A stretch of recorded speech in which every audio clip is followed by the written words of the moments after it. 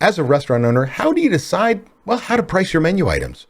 Do you price like the restaurant down the street? Do you estimate the cost of the recipe and mark it up 3 times? Or do you let your kitchen manager or chef just decide as they look at a dish that's plated what the price is?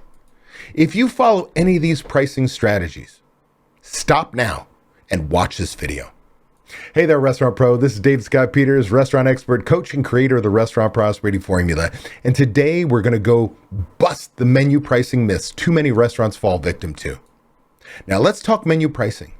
It's an art and a science. And frankly, it's where many restaurants miss the mark.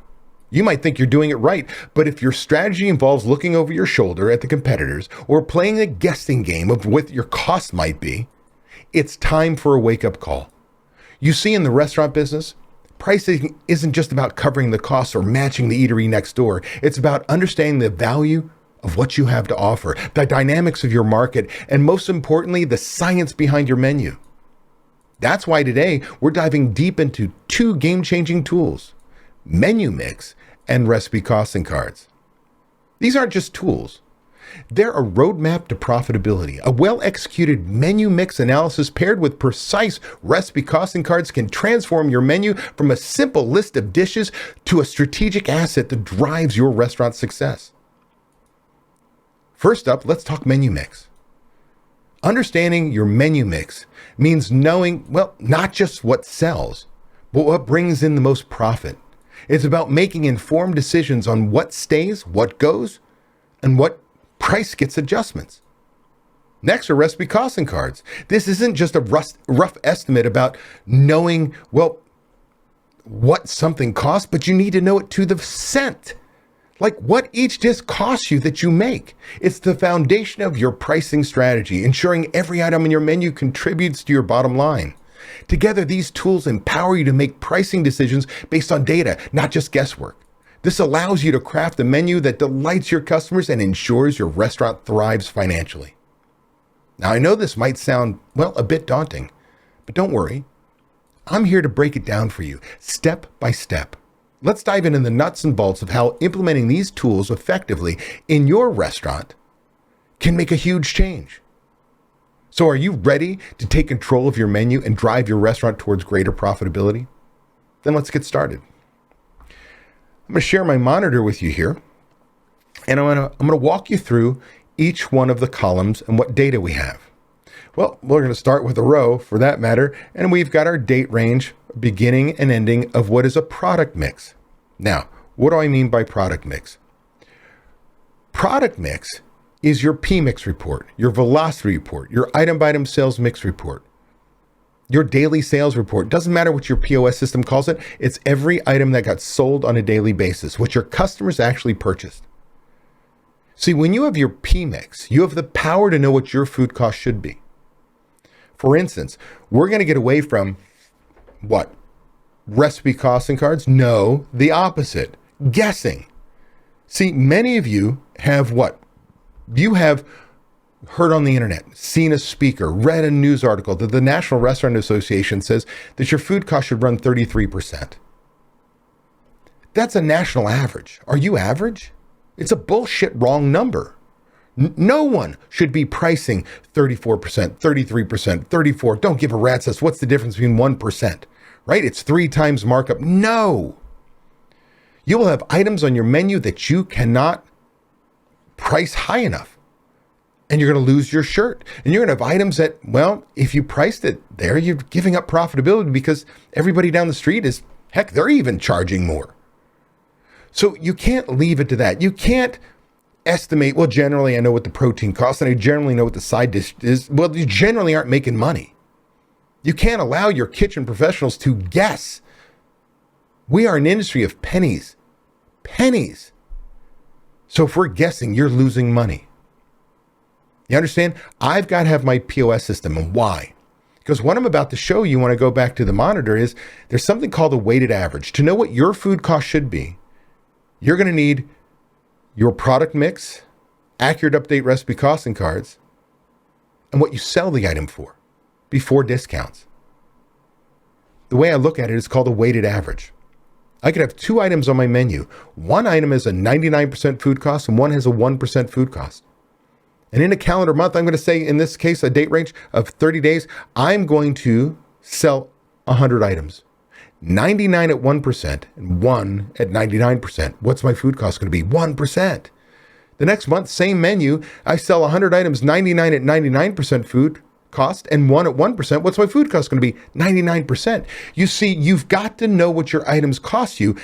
The amount in which somebody buys one item or another can influence your cost of goods sold in a great way. Let's go back to the monitor. So we'll look at each one of these. We know our date range here is row 2, cell B, and row 2, cell D. That gives me row 2, cell F, which is 31-day sampling. This is a spreadsheet that I give my members. It's cloud-based, that has been slightly programmed in order to make this easy for them. But you're going to find this in any great recipe costing card software as well, that it can produce for you. The only difference is I make it that you can edit it. So here's the deal. I've got my column A, which is, in this case, my entrees. And as I scroll down, you'll see appetizers, sides, and so on. So it's each menu category. Column B is the menu item in that category. Column C is my accurate, up-to-date recipe costing card. Now, let me be very clear. You have got to know what your recipes cost. You cannot guesstimate. Spreadsheets do not work very well anymore. You could set them up, but I'm going to highly recommend you get food costing software. The software I recommend to my members is Margin Edge. You've heard me. If you've been on my channel for any length of time, you know I recommend them all the time, and I don't get any kickbacks, nothing. There's no financial compensation. It's the right software for most. So if you want to learn about Margin Edge and how you can get your accurate, up-to-date recipe costing cards done, damn near like magic, well, it's real work. You can contact Bruce Earl, who's my contact there, by going to marginedge.com/DSP for David Scott Peters, and you'll get on his calendar. Now, you could go talk to anybody, but Bruce is a seasoned pro, and that's why I send all my people to him. Again, back to our example here. So you got your recipe costing cards, you're maintaining those. Then I've got the price of the item, the way I sell it on my menu. And then column E is the product mix report, P-mix report, velocity report, item by item sales mix report, daily sales report. Each POS calls it something different. It's all the items we sell on a daily basis right there. So now I've got other information like contribution margin, which is just the cost of the recipe subtracted from the menu price, tells me how much money I'm going to make. That's column F. So each one of these ribs and chicken at the top here, I'm going to make $10.43 before labor, before any bills are going to be paid. Column G is my cost of goods sold. It's the use divided by sales. It's the current cost divided by the menu price. It says this will produce a 34% food cost on that first item. Now you're going to notice 24, 27, 15, 36, 23. None of these are all, or I shouldn't say all of them are not 33 or 34%. Again, I've got a menu item right here on row 8 that is a 15, almost 16% food cost. And I've got an item all the way down on row 24 that is a 46% food cost. How is that even possible? How could we sell it? That's the menu mix. I'm going to show you here in a second. So it brings us up to total cost. How do I get that? I take the total quantity sold times the recipe costing card. Says that if I sold 1,099 of these times $5.52, column H, that first row, I should have used $6,066.48. No waste, no theft, no spoilage, perfect restaurant, which does not exist, but that's what we're working on here, our ideal cost, as if there was no waste. Column I is total sales. That's the 1,099 times the 1,595. Says in column I should have brought in $17,529 for that first item.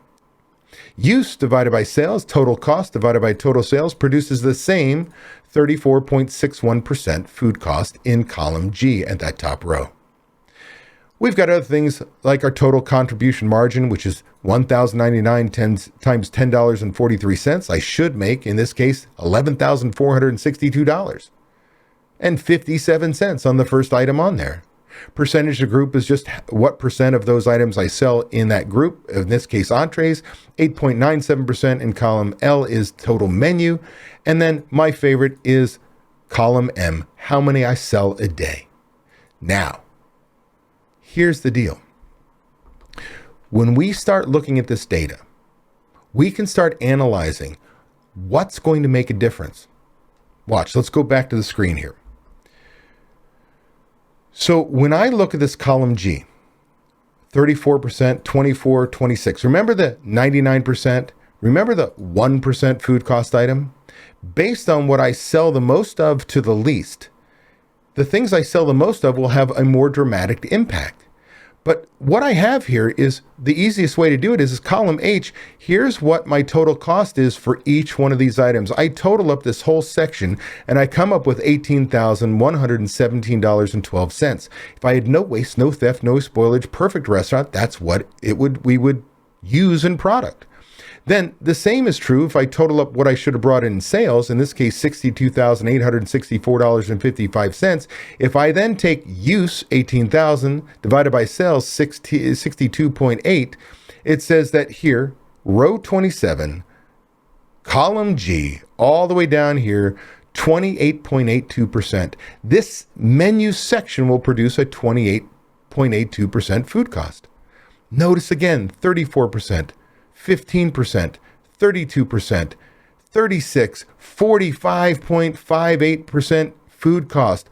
Why 46%? Because I don't sell but 43 or one etouffee a day versus 35, or in this case, the 15% food cost is 15 a day. It's going to have a greater impact.